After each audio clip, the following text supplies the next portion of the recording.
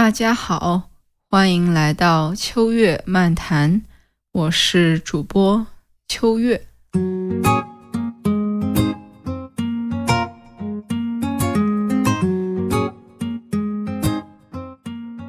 嘿，朋友们，大家最近怎么样呀？荷兰的冬天已经来了，外面变得非常的冷，所以在接下来的几个月的时间里，我的大多数时间都是会在室内度过的。这也就意味着我会有很多的时间拿来读书。其实我从小就喜欢阅读，但是我在前几年开始养成了一个很不好的习惯，但幸好我最近意识到了，并且开始修正自己阅读的这个习惯，从而帮自己找到小时候那种享受阅读的感觉。所以这一期播客里，我想聊一聊关于阅读、读书这件事情，并且和你分享一下我最近读的几本书和我对他们的看法。那先说说我小时候是怎么开始读书的吧。我的父母其实并没有读书的习惯，我现在家里的书都是我买的书。但是好在我从小长大的城市里有一家很不错的书店，叫做西西弗书店。它给了我一个非常好的阅读的环境。它虽然是一家书店，但是它很推荐大家到书店里去看书。虽然买书也是他们的收入来源的很重要的一部分，但是他们在书店里也会提供给大家坐的地方，然后呢，推荐大家可以在书店里看书，如果喜欢的话再买。对于小时候的我来说，并没有什么零花钱，所以去书店里的时候，这样的一个环境就能够让我不用花钱就可以读很多的书。虽然小时候我读的书也都没有什么用，我记得当时韩国的一些恋爱文在中国很受欢迎，也有很多翻译了的这样的一些小说，所以当时我记得我经常去书店里看这些小说，一看就是一个下午。然后后来到了大学的时候，学校的图书馆的设施还不错，所以一有时间就在图书馆里泡着。只要有一点兴趣的书，我都会借来读。虽然很多书我到最后都没有读完，但是可以说我借书的次数是很多的。当时我毕业的时候，学校的图书馆还搞了一个排名，我居然是全校在那一年里借书最多的10个人之一。后来我还得了一张奖状，虽然这张奖状并没有什么太大的意义，但是我觉得还挺搞笑，但是也挺有意思的吧。那开始工作之后，我的空闲时间就没有那么多，每次读书的时间也都相对的比较短，所以在2018年、19年的时候，为了让自己多读书，我就开始改变我的阅读习惯。我开始把我的阅读的记录都放到一个表格里，看自己读了什么书，什么时候读完的，有时候还会写一下自己的评语。这样做的好处呢，就是每次当我读完了一本书，然后在表格里标记读书完成，我就会有一个很强的成就感。但是这样的做法在一开始的确是给了我很不错的提醒自己读书的效果，但后来这也给了我一些没有必要的压力，就是我必须要把我正在读的书读完的这样一种心理的压力。但其实并不是所有的书我都想读完的，并且到最后可能对自己都是一种煎熬，但是我总想着我需要把这本书的评语和结果放到表格里，所以一定要读完，于是就硬着头皮读了下去，最后只是浪费了自己的时间而已。这和我小时候那种靠着好奇心享受阅读的感觉不再是一样的了。然后我前段时间和我的朋友聊起来这件事情，然后他就说，我从来不做这样的事情，我花时间在读书上是因为我享受这件事情，我读我想读的书，如果读不下去了，那我就不读。那这句话非常的简单，但是也一下子提醒了我，让我意识到了我失去的东西，那就是纯粹的阅读的快乐。所以在我开始读书打卡的7年之后吧，我决定停止这样做了。具体来说，我决定要做的事情有3件事情。第一，停止阅读我不再享受的书，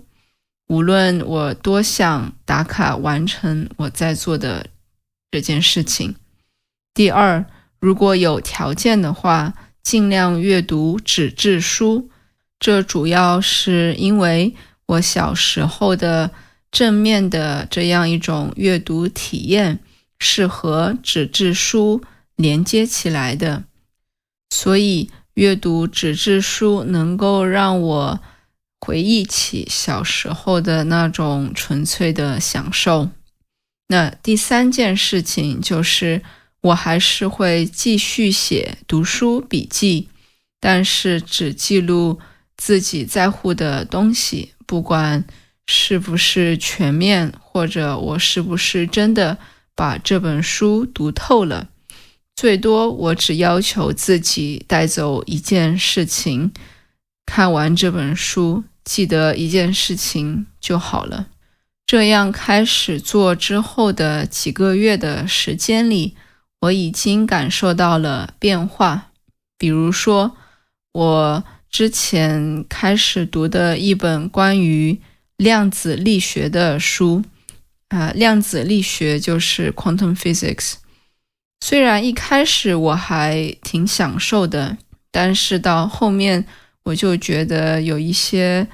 太硬核，因为我不是学物理的，并且他介绍的关于量子力学的历史我也不太在乎，所以我就停止了阅读这本书。在我停止阅读之前，我已经断断续续的读这本书有半年的时间了，说实话到最后还挺折磨自己的，但好在我停止了这个折磨。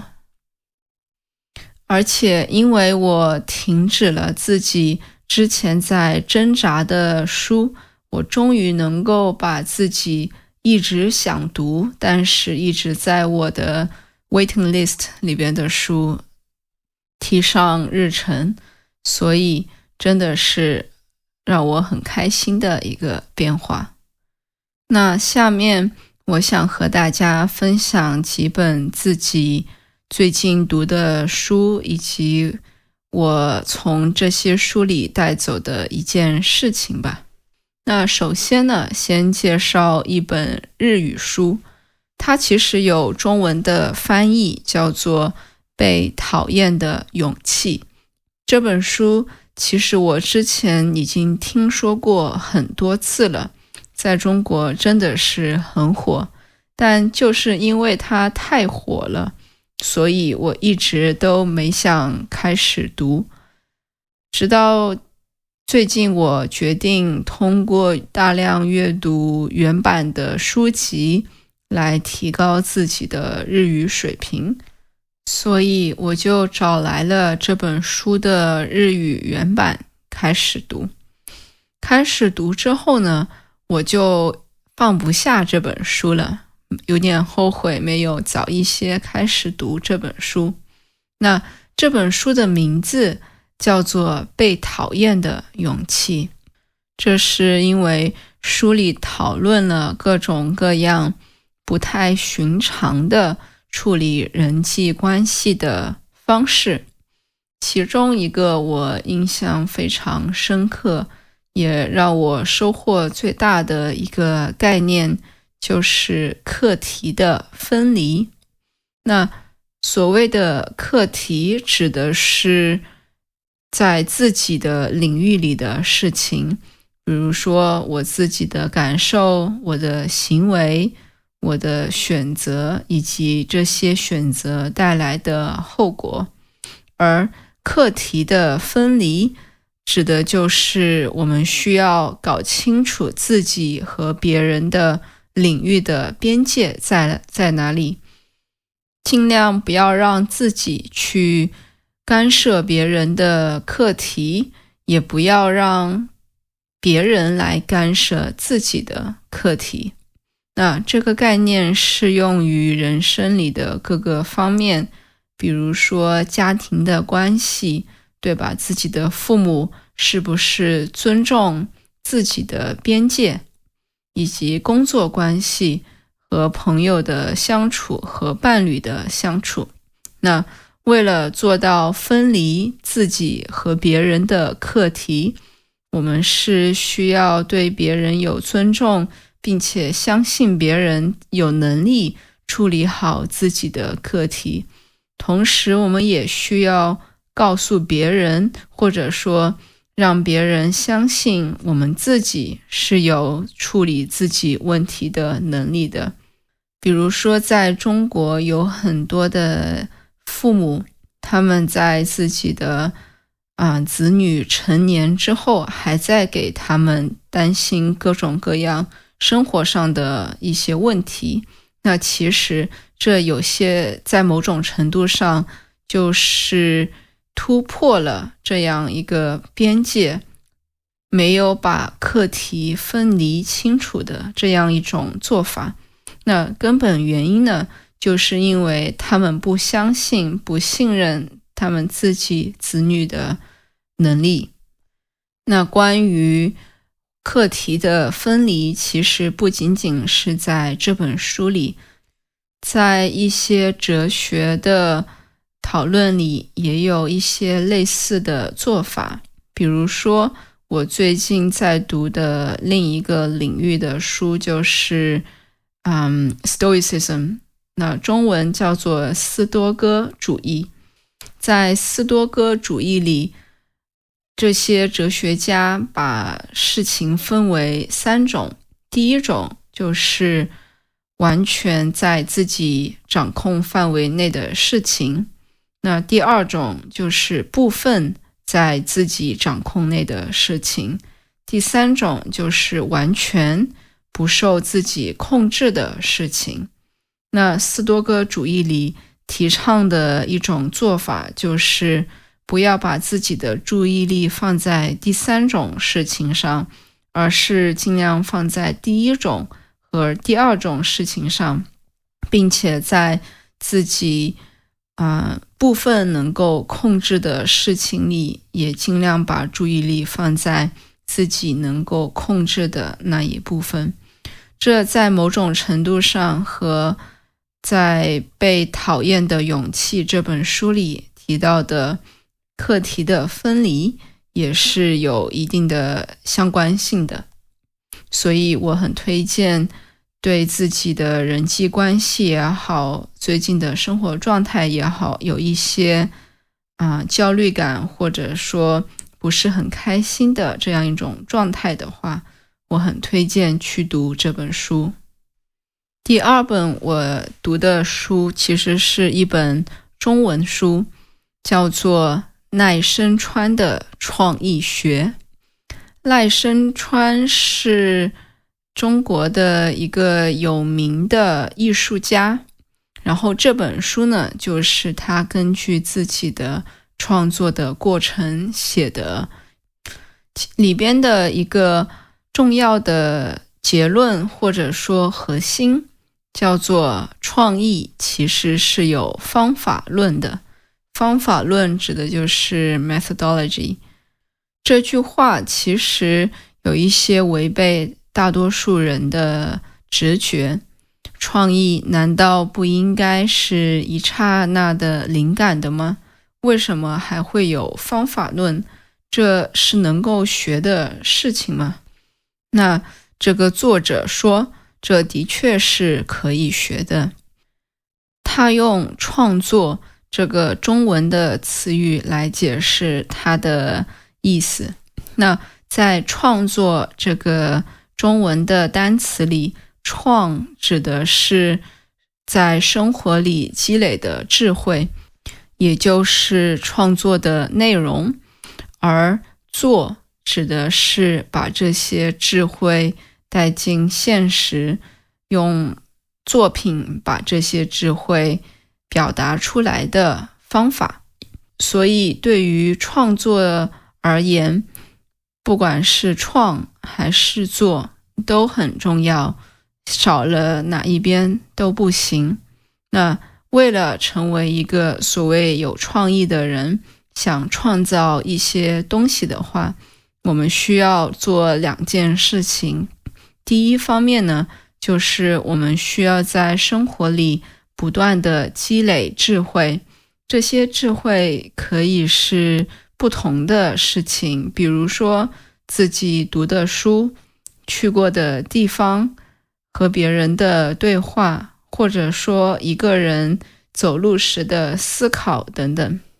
这些积累的智慧就像是电脑里积累的文件和档案。那为了把这些文件呈现出来，我们需要有系统，我们需要有和电脑交互的窗口。那这就是创作里的做。那做其实会更加具体一些，在一些艺术的学校里教的事情，也就是做的内容。比如说，你想表达的主题是什么？你创作的形式是什么？是绘画，是戏剧，还是音乐？以及动机，我是不是处在一个需要创作的环境和心理状态下？举一个例子，比如说两个人有类似的童年的经历，他们的童年经历里有开心的事情，有伤心的事情，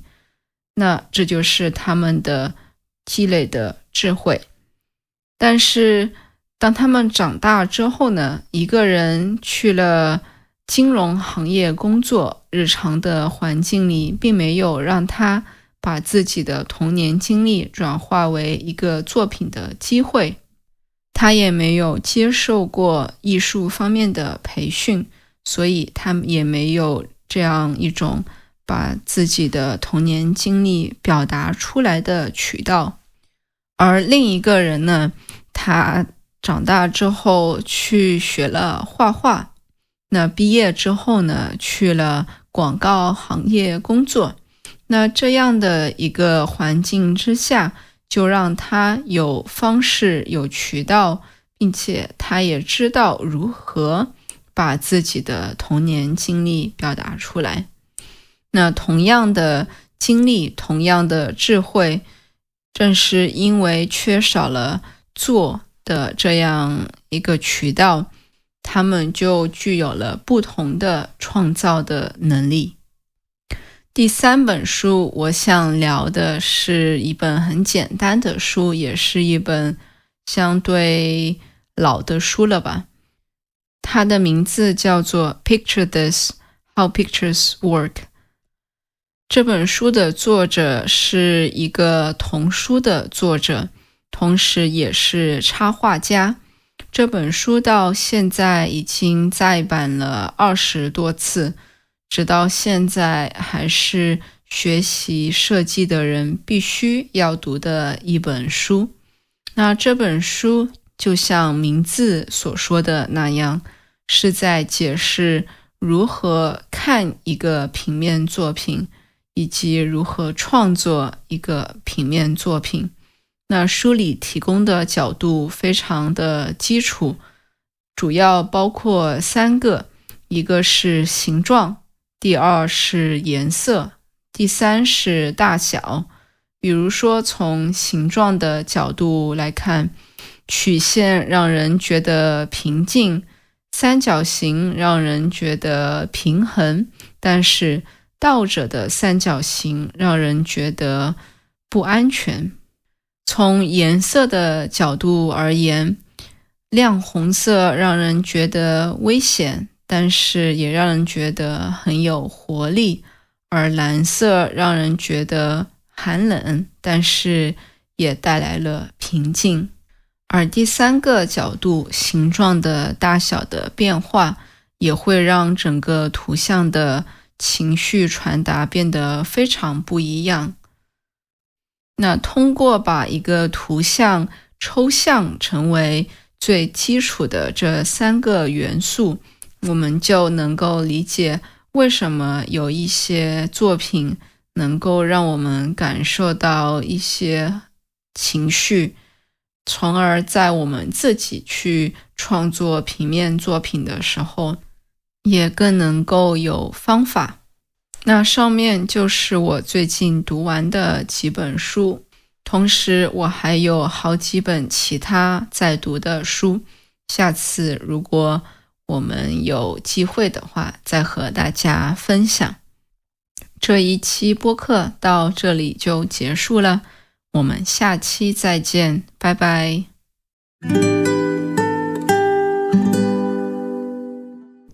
感谢大家的收听。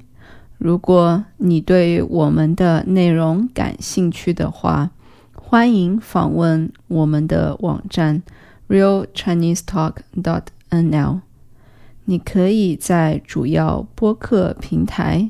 YouTube 同名频道上找到我们。为了帮助你更好地理解播客内容，学习中文，我们还提供精心修订的文本、相关的词汇和例句，以及和播客相关的问题，帮助你学习。订阅我们的 newsletter， 你可以免费得到一期上面提到的内容，以及更多有意思的关于中国文化、中文的内容。我们下期再见，拜拜。